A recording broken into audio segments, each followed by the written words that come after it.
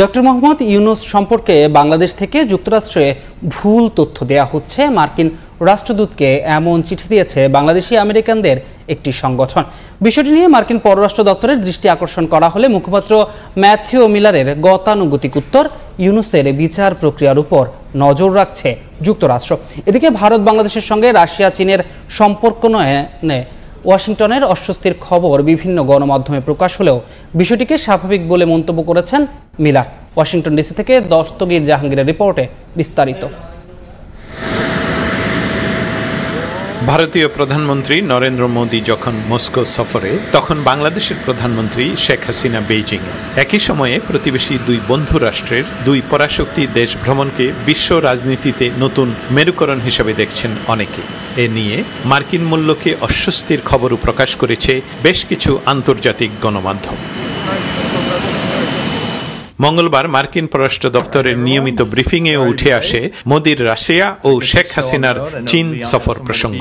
সময় সংবাদের প্রতিনিধি বিষয়টি নিয়ে যুক্তরাষ্ট্রের প্রতিক্রিয়া জানতে চাইলে মুখপাত্র ম্যাথিউ মিলার একে স্বাভাবিক ঘটনা বলে উল্লেখ করেন।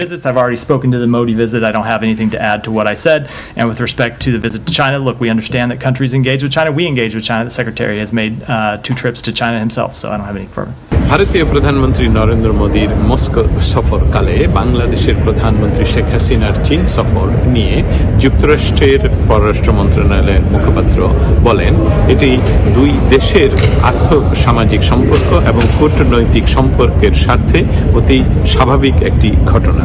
যুক্তরাষ্ট্র এবং চায়নার মাঝে এই ধরনের রাষ্ট্রীয় সফর প্রায়শই ঘটে থাকে। এদিনের ব্রিফিংয়ে ডক্টর মোহাম্মদ ইউনুস প্রসঙ্গও উঠে আসে। সম্প্রতি বাংলাদেশি আমেরিকানদের নিয়ে গঠিত the committee for a democratic বাংলাদেশের পক্ষ থেকে ঢাকায় মার্কিন রাষ্ট্রদূতকে একটি চিঠি দেওয়া হয়, যেখানে বলা হয় ডক্টর ইউনুস সম্পর্কে বাংলাদেশ থেকে যুক্তরাষ্ট্রে ভুল তথ্য দেয়া হচ্ছে।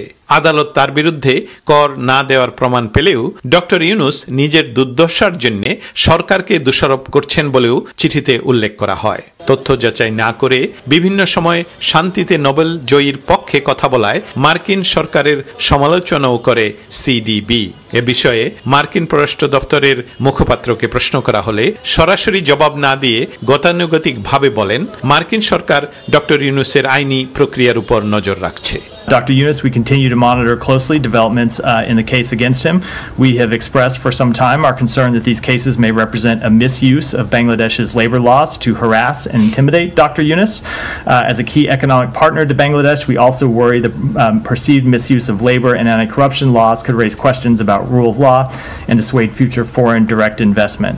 যুক্তরাষ্ট্রের পররাষ্ট্র মন্ত্রণালয়ের নিয়মিত প্রেস ব্রিফিংয়ে মুখপাত্র ম্যাথিউ মিলার ডক্টর ইউনুস সংক্রান্ত প্রশ্নের উত্তর এড়িয়ে গেলেও তিনি বলেন, বাংলাদেশে ডক্টর ইউনুসের আইনি জটিলতা সংক্রান্ত বিষয়ের উপর যুক্তরাষ্ট্র নজর রাখছে।